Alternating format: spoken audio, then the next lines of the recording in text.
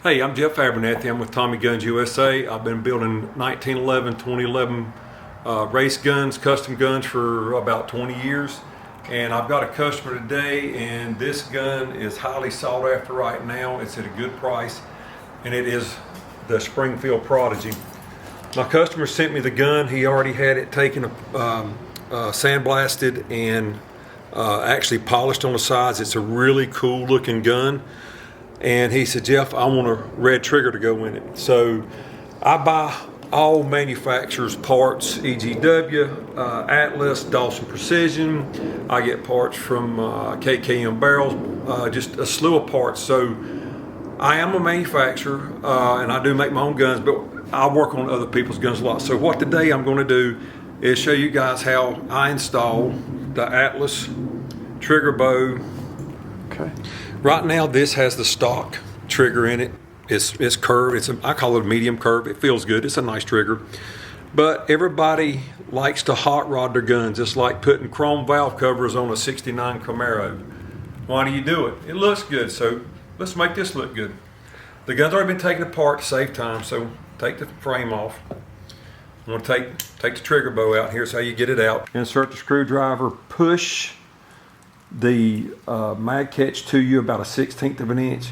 Turn it, it'll come straight out. Pull the old one out, and the first thing I do with the Atlas trigger bow, the double stack, see if it'll go in the gun. Okay, that goes in good. It falls in. That's the way it's supposed to do. Now I'm going to take the actual trigger but not the bow, insert, and screw it on. And this is what I like. There's adjustability in this flat trigger. You got threads here. You can screw it in or out. You got to take the gun completely apart to do this. It's a little bit aggravating. So the next thing you want to check, make sure that the trigger is screwed on square. That's still not square. That's close. Right there. Now that's pretty, I think it's square. So we're going to try it back in the grip, slide it in.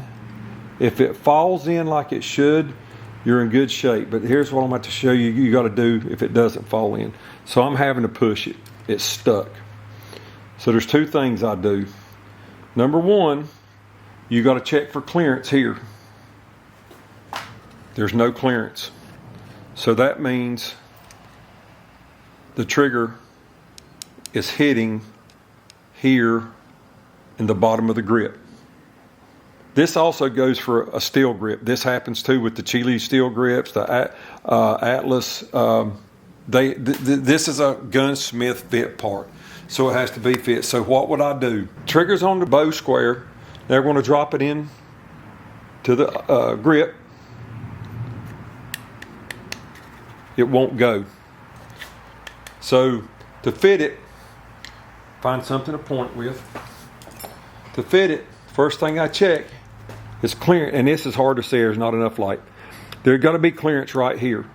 There's is none. There is no clearance here. So what I'm going to do, I'm going to take the trigger back out, turn it over. This is the bottom side. I'm going to mill off about 5/1000ths to start with here. And this, the anodize will come off. It ain't going to hurt a thing. So I got a mill over here beside of me. Okay, the trigger's in the mill. It's on the bottom side where I want to take the metal off. So I'm going to lightly squeeze it with my vise. Then I'll come down with my milling machine, with the cutter, my carbide end mill. I'll come down, touch the bottom of the trigger. I'll back the knee off, which you can't see that.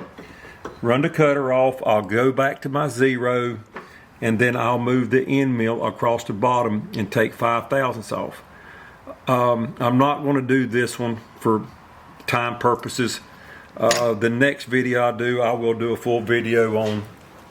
I'll do a full video on the cut and the install. But there's another piece we have to check on here that on the Prodigies that I have to do, and I'll show you that part now. On the grip, you've got your clearance now on the bottom.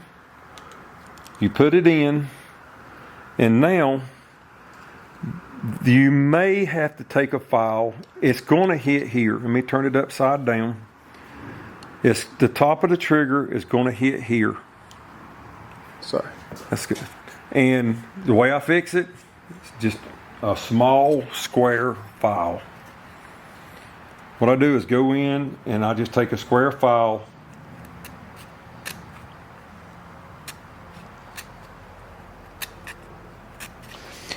And actually I think that right there that is all the material I take out of it. Now, if I'd cut the 5/1000ths off the bottom of that, it might be 10, it might be 15. That's why it's called gunsmith fit. See there, it went right in. So this one, I did not have to take anything off. All I done was went in with the file, and I think I'm gonna take a little bit more out. This is not free yet. This should fall up and down freely. So I'm gonna turn this back over to grip, and I'm gonna take off just a little bit more right here. Okay, so now we know it's got the free, it's in there free, there's no resistance. So now I'm gonna put the mag catch back in. So you drop the mag catch through, and you're gonna push the mag catch back out about a 16th of an inch. You can see that right there. Screwdriver, and you're gonna rotate the screw and it pops right in. I'm gonna do it again. Push the mag catch into it. It's stuck out about a 16th of an inch. Screwdriver, give it a little turn, and that's it. Now we're going to check it one more time.